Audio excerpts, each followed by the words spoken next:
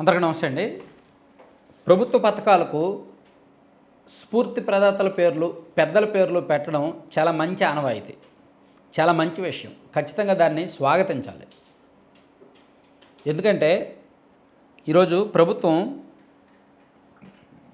5 పథకాలకు కొత్త పేర్లు పెట్టి 6 పథకాలకు కొత్త పేర్లు పెట్టారు.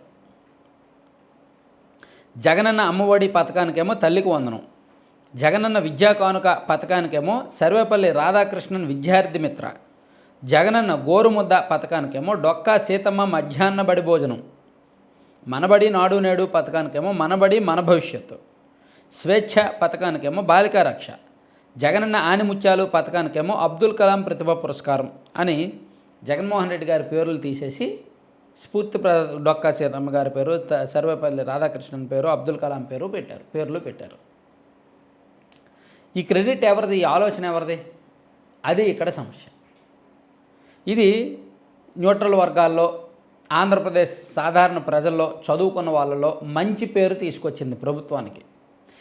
ఇలా పేర్లు మార్చడం ప్రభుత్వానికి ప్రశంసలు దక్కుతున్నాయి. సర్లే మంచి పని చేశారు, చంద్రన్న పేరు, ఎన్టీఆర్ పేరు, లోకేష్ పేరు, పవన్ కళ్యాణ్ గారు పేరు పెట్టుకోకుండా ఇటువంటి పేర్లు పెట్టి మంచి పని చేశారు అనే అప్రిషియేషన్స్, పొగడ్తలు దక్కుతున్నాయి. మరి పొగడ్తలకి ఎవరు అర్హులు? ఇలా పేర్లు మార్చమని సూచించింది ఎవరు? లోకేష్ గారా, పవన్ కళ్యాణ్ గారా? పేర్లు మార్చమని సూచించిన లోకేష్ గారికి అభినందనలు అని చెప్పి చంద్రబాబు గారు ట్వీట్ చేశారు. పేర్లు మార్చడాన్ని స్వాగతించిన పవన్ కళ్యాణ్ గారికి కృతజ్ఞతలు అని చెప్పి కూడా ఆ ట్వీట్లో పేర్కొన్నారు. కానీ జనసేన పార్టీ వర్గాలేమో, జనసేన పార్టీ వాళ్ళు కూడా కొంతమంది సోషల్ మీడియాలోనేమో ఆ పేర్లు సూచించింది పవన్ కళ్యాణ్ గారు అంటున్నారు. ఏది వాస్తవం? ఇది యాక్చువల్లీ అనవసరమైన సబ్జెక్టే అవ్వచ్చు. ఎవరిదైనా ఏముంది, ప్రభుత్వం ఇస్తుంది కదా అని అనుకోవచ్చు. కానీ నేను ఇక్కడ చెప్పదలుచుకున్న అంశం ఏంటంటే 2014 నుంచి 19 వరకు టీడీపీ అధికారంలో ఉంది. అప్పుడు అమలు చేసిన సంక్షేమ పథకాలకు, కొన్ని పథకాలకు చంద్రబాబు నాయుడు గారి పేర్లు ఉన్నాయి. చంద్రన్న పెళ్లి కానుక, చంద్రన్న సంక్రాంతి కానుక, చంద్రన్న రంజాన్ తోఫా, చంద్రన్న క్రిస్మస్ కానుక అనే పథకాలు అమలయ్యాయి. అలాగే చంద్రన్న భీమా అనే పథకాలు అమలయ్యాయి. అలాగే ఎన్టీఆర్ ఆరోగ్య సురక్ష, ఎన్టీఆర్ ఆరోగ్య సేవ అండ్ ఇలా కొన్ని పథకాలకు ఎన్టీఆర్ గారి పేరు, చంద్రబాబు నాయుడు గారి పేరు పెట్టుకొని కొనసాగించారు. గత 5 ఏళ్ళు కూడా అలాగే కొనసాగించారు. సో ఇప్పుడు వాళ్ళ పేర్లు పెట్టట్లా, స్ఫూర్తి ప్రదాతల పేర్లే పెడుతున్నారు. ఇదే సర్వేపల్లి రాధాకృష్ణన్ పేరో, ఇదే డొక్కా సీతం, ఇదే మధ్యాహ్న భోజన పథకం అప్పుడు కూడా ఉంది. 2014 నుంచి 19 వరకు కూడా ఉంది. మరి అప్పుడు ఎందుకు పేరు పెట్టలా? ఇప్పుడే ఎందుకు డొక్కా సీతమ్మ గారి పేరు పెట్టారు కదా? అలాగే ఇవే పథకాలు అప్పుడు కూడా ఉన్నాయి. అప్పుడు కొన్ని కీలకమైన పేర్లు, అంబేద్కర్ గారి పేర్లు కూడా పెట్టారు. అంబేద్కర్ విదేశీ విద్య, అంబేద్కర్ స్టడీ సర్కిల్, అలాగే అబ్దుల్ కలాం ప్రతిభా పురస్కారం అని చెప్పి అబ్దుల్ కలాం గారి జయంతి రోజు ఇచ్చేవాళ్ళు. అది అలా కొన్ని పథకాలకు అబ్దుల్ కలాం గారి పేరో లేదంటే అంబేద్కర్ గారి పేరో పెట్టారు. అంబేద్కర్ గారి పేరు పెట్టడం అనేది సహజమే. ఎందుకంటే అది రాజకీయ కోణంలో భాగం, రాజకీయ అవసరాల్లో భాగంగా ఆయన పేరు పెట్టడం ఒక అవసరం. అలా పెట్టుకొని ఉంటారు. సో ఇప్పుడు నాకు తెలిసినంత వరకు ఈరోజు మార్చిన పేర్లు సర్వేపల్లి రాధాకృష్ణన్ విద్యార్థి మిత్ర, డొక్కా సీతమ్మ మధ్యాహ్న బడి భోజనం అనే పేర్లు పవన్ కళ్యాణ్ గారి సూచనలు అయి ఉంటాయి.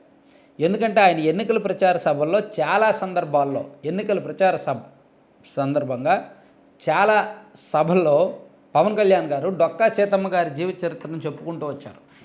డొక్కా సీతమ్మ గారి గొప్పతనాన్ని చాలా సందర్భాల్లో చెప్పుకుంటూ వచ్చారు. నారా లోకేష్ గారి స్పీచ్లో ఎప్పుడూ ఆమె పేరు వినిపించాల. అలాగే సర్వేపల్లి రాధాకృష్ణన్ గారి పేరు కూడా పవన్ కళ్యాణ్ గారి మీటింగ్స్లో ప్రస్తావించారు. నారా లోకేష్ గారి మీటింగ్స్లో అవేమి ప్రస్తావించాల. సో మేబీ ఇప్పుడు కూడా ఈ పేర్లు మార్పు వెనక పవన్ కళ్యాణ్ గారు జనసేనే ఉండి ఉంటుంది అనేది ఒక అనుమానం. ఈ పేర్లు మార్పు వెనక కీలకమైన పాత్ర, ముఖ్య భూమిక పవన్ కళ్యాణ్ గారు పోషించి ఉంటారు అనేది ఒక అనుమానం. సో అది ఏదైనా సరే ప్రభుత్వం ఇంటర్నల్గా జరిగింది, ప్రభుత్వం నిర్ణయం తీసుకుంది, ఎవరు సూచించారు, ఎవరు పెట్టించారు అనేది వాళ్ళ ముగ్గురికి నిజాలు తెలుసు. సో దాని గురించి సోషల్ మీడియాలో ప్రత్యేకంగా గొడవ పడాల్సిన లేదంటే వాదించుకోవాల్సిన పని లేదు. మనం ఆలోచించాల్సింది ఒకటే, 2014 నుంచి 19 వరకు కూడా టీడీపీ గవర్నమెంట్ ఉంది. అప్పుడు చాలా పథకాలకు చంద్రన్న ఎన్టీఆర్ అనే పేర్లు తగిలించారు. కానీ 2019 నుంచి వైసీపీ అధికారంలోకి వచ్చాక 100కి 99 పథకాలకు అప్పట్లో 2014 నుంచి 19 వరకు 100కి 50 పథకాలకు మాత్రమే చంద్రబాబు గారి పేరు, ఎన్టీఆర్ గారి పేరు తగిలించారు. కానీ జగన్మోహన్ రెడ్డి గారు అధికారంలోకి వచ్చాక 100కి 95, 99 పథకాలకు ఆయన పేర్లే పెట్టారు.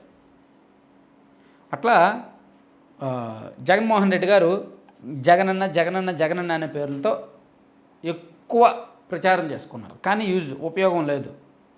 సో చివరికి ఇవన్నీ చూసి విసిగిపోయిన పవన్ కళ్యాణ్ గారు ఎన్నికల ప్రచార సభల్లో కొన్ని కీలకమైన వాగ్దానాలు చేశారు. సో ఆ వాగ్దానాల వెంట మనం చూసుకుంటే డొక్కా సీతమ్మ గారి పేరు ప్రస్తావనకు వచ్చిందనమాట. సర్వేపల్లి రాధాకృష్ణన్ గారి పేరు ప్రస్తావనకు వచ్చింది. అలాగే కొంతమంది పెద్దల పేర్లు అనేక సందర్భాల్లో పవన్ కళ్యాణ్ గారు ప్రస్తావించారు. సో దానిలో భాగంగానే ఈ పేర్లు వచ్చి ఉంటాయని నేను భావిస్తున్నా. తెలుగుదేశం పార్టీయే స్వతహాగా ఈ పేర్లు పెట్టిందని మనమైతే అనుకోకూడదు. అదే నిజమైతే 2014లో కూడా ఇటువంటి పేర్లు పెట్టేవాళ్ళు. ఈ పథకాలు అప్పుడు కూడా ఉన్నాయి, అప్పుడు కూడా పెట్టేవాళ్ళు. అప్పుడు పెట్టకుండా ఇప్పుడే పెడుతున్నారంటే, అఫ్కోర్స్ కొన్ని పథకాలు అప్పుడు ఉన్నాయి, కొన్ని లేవు. ఇప్పుడే పెడుతున్నారంటే ఇది తమ భాగస్వామి యొక్క విలువ అనేది ఆలోచించాలి. ప్లస్ లోకేష్ గారి ఇనిషియేషన్, లోకేష్ గారి పాత్ర కూడా ఉండొచ్చు కాక, ఆ శాఖ లోకేష్ గారిది కాబట్టి ఆ క్రెడిట్ లోకేష్ గారికి వెళ్ళొచ్చు కాక, కానీ ఆ ఆలోచన మాత్రం పవన్ కళ్యాణ్ గారిది అని మనం ఖచ్చితంగా చెప్పుకోవచ్చు.